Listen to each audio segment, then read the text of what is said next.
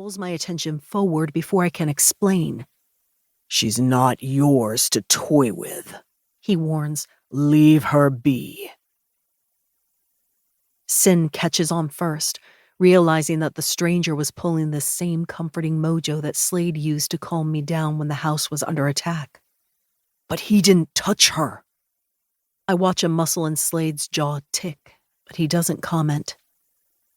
Biting my tongue, I rapidly put together the few pieces I have to work with. It's an alpha trait, so we know the blonde with the Xanax voice is one. If Slade has to touch me for it to work, and this guy doesn't, yep, we're royally fucked. "You shouldn't be toying with her either." The blonde easily responds with calm defiance, casually biting a hangnail.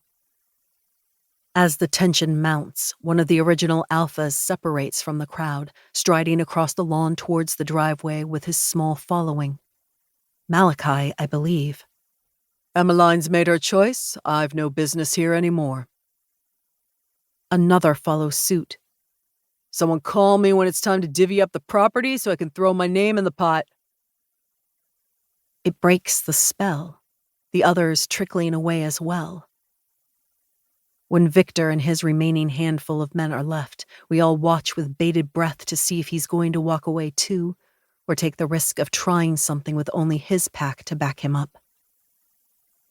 Maddox still has a gun pressed to the Alpha's temple without an ounce of fear in his soulless eyes.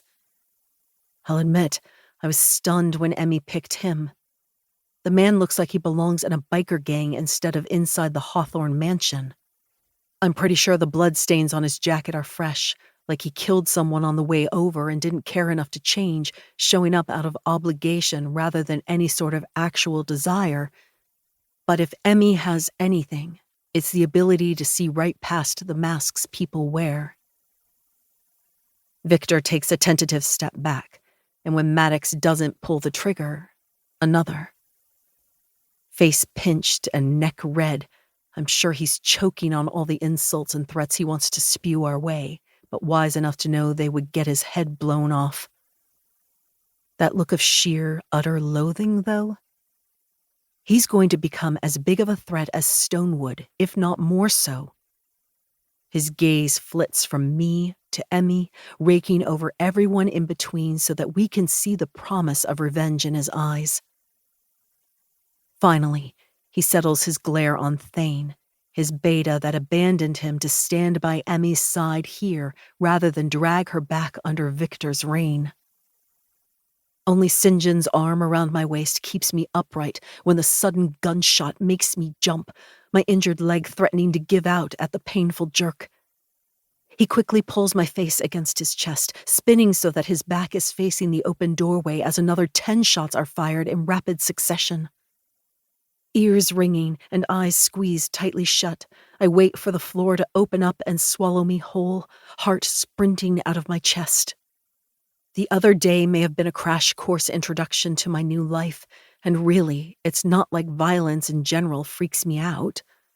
Hell, I had to catch and kill my own dinner enough times when I was dumped in the woods as a kid, left to find my way home or die trying.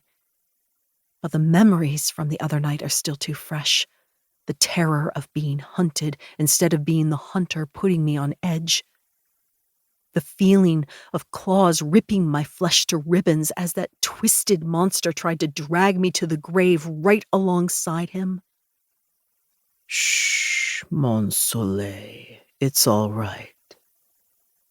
Slade's soothing voice accompanies his hand on my back, and the painful pressure in my chest instantly lessens.